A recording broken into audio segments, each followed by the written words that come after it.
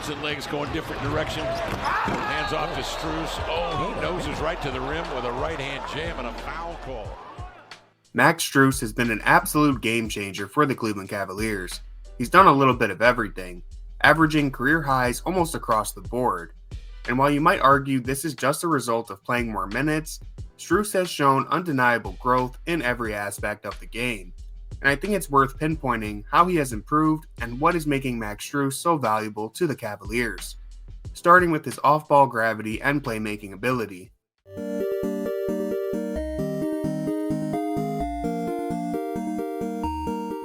Cleveland signed Max Strus with one goal in mind, opening up the floor by adding three-point shooting, but they couldn't have predicted how many on-ball reps Strus could deliver as an initiator, or just how helpful it would be to have Strus involved in off-ball screening actions. This is a simple play, but watch the amount of pressure Strus puts on the defense just by running around. Dennis Schroeder is desperately trying to keep up, and that causes Siakam to lean the wrong way in anticipation for Strus to come off this screen, giving Mobley the half-step advantage he needs to get a bucket. Then a Schroeder, now it's Allen. Allen watched by Pirtle, on to Mobley it goes. Mobley puts it on the floor, got a half-step on Siakam. Strus is dangerous coming off of these dribble handoff actions. The Cavs have been able to rely heavily on Strus to play off of Cleveland's bigs.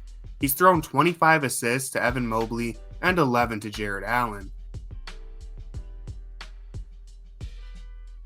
Strus is comfortable handling the ball in pick and roll. He was dissecting Philly with his dribble in the first half of this game. Statistically, in the early part of the season, Strus working the two-man game with Allen, misses with the left. And Strus takes full advantage of his off-ball gravity, causing two defenders to jump out and contest before bouncing it to Allen for another layup.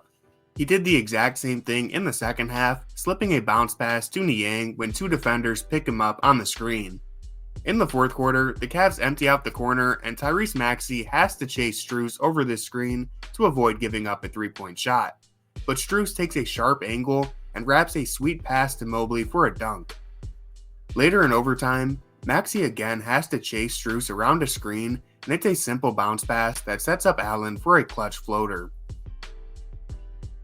And if you're wondering why the 76ers are selling out to contain Strus, it's because he has already drilled 5 3-pointers in this game.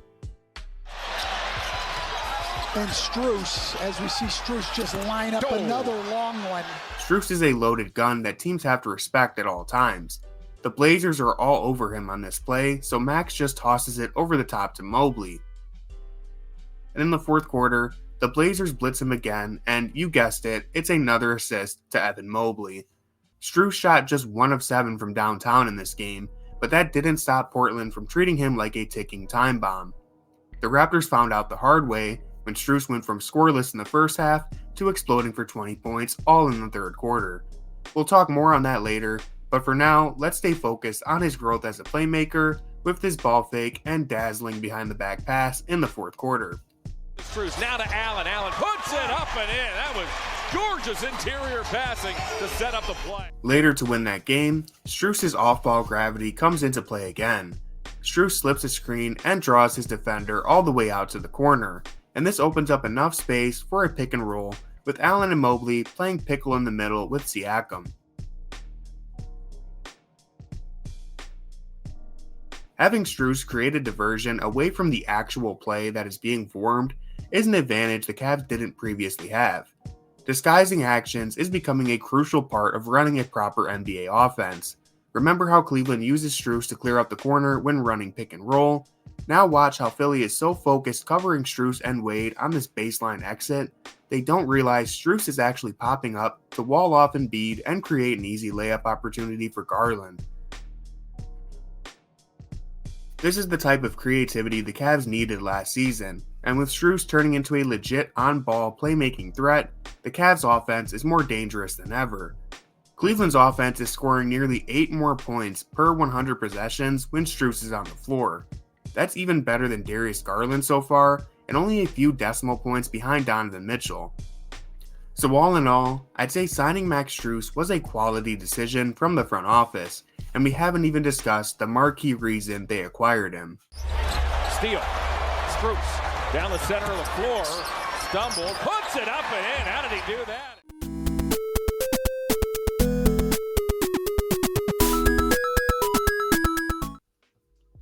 Max Strus might be carrying all of the South Beach intangibles with him to Lake Erie, but his ability to flat out shoot the ball is still the primary reason Cleveland went after him this summer.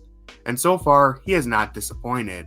Strus is hovering just below 40% from behind the three-point line overall, and he has made more catch-and-shoot three-pointers than anyone in the NBA this season, shooting a healthy 40.4% on these attempts.